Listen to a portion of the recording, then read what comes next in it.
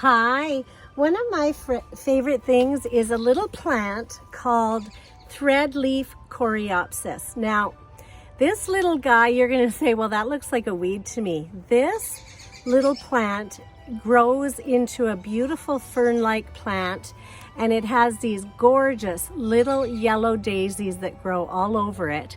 So yes, it looks like a little weed right now, but once I plant it and it gets moving, it is just absolutely breathtaking with all the little yellow flowers on it.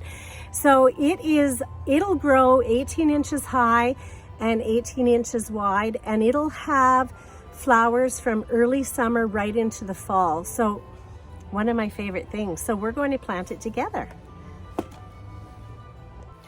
So of course, as usual, we're going to dig a hole for this little guy. And you always want the hole to be a little bit bigger than the pot that it comes in.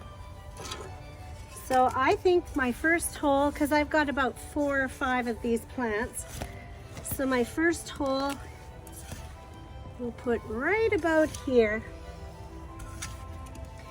And because these plants grow 18 inches wide and 18 inches high, or 45 centimeters high and wide, I'm going to probably plant them about 20 inches apart just to give them some breathing room, because one of the things I found with gardeners, including myself, is that we plant them too close together and then you end up having to split them after. So to not have that issue, I'm going to go a little bit farther than I normally would. So of course, as we usually do, this is a perennial. So what a perennial means, of course, is that it's going to come up every year. And what I normally do after I dig the hole, as you know, is I'm going to fill it with lots of water.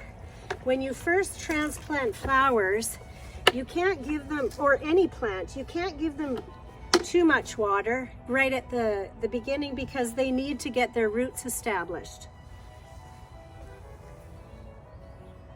And of course, now that we're talking about getting roots established, I always use a handful of bone meal in the bottom of the hole, because that encourages the root growth and gives it some nice nutrients. So again, just a reminder, a plant always has a front and a back. So this is the front. Well, I don't know. I'll look around. No, this is probably the front right here. And then this is the back, because the front is more full. So we're in a flower bed right now, so we want to plant the front, of course, facing us in the front. So we're going to plant this little guy. Now, the nice thing about this plant is that it's hardy. Like, we're a zone 3 to 4, which is a cold zone, but this is good for zones 4 to 9. So just about everybody can plant this flower and have it survive. And also it gets this beautiful spreading clump of ferns, and then these delicate yellow flowers that you see here. It gets so many of those little flowers on it with this ferny foliage, and it flowers from early summer right into the fall, which is awesome, because a lot of perennials that come back every year, they don't have the beautiful flowering power that an annual will have. So these you're gonna have flowers for almost the whole summer. And what you do is, when you have, I'll just show you on this plant, if you have a flower that's, you know, kind of dying off. Now this one is fresh, so there's not many dying off.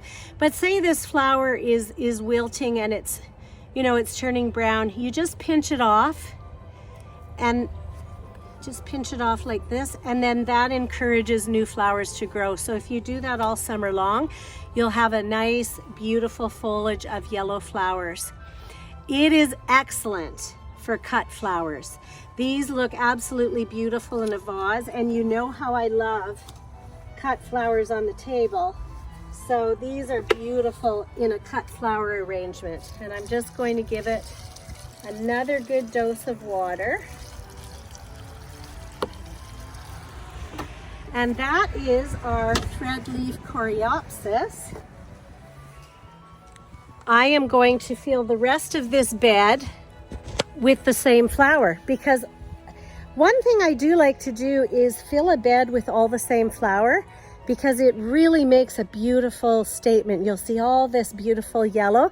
Sometimes I will mix, but a solid patch of color is pretty awesome. So I'm going to do that now. I'm going to take this bed and fill it up with these Threadleaf Coreopsis, and I will show you in a minute when it's done.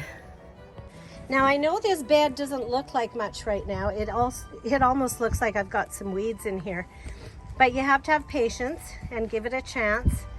And then probably by midsummer, you'll see some beautiful stuff going on here. So just, you know, give it a chance and be patient. It doesn't look pretty all at once. You have to wait.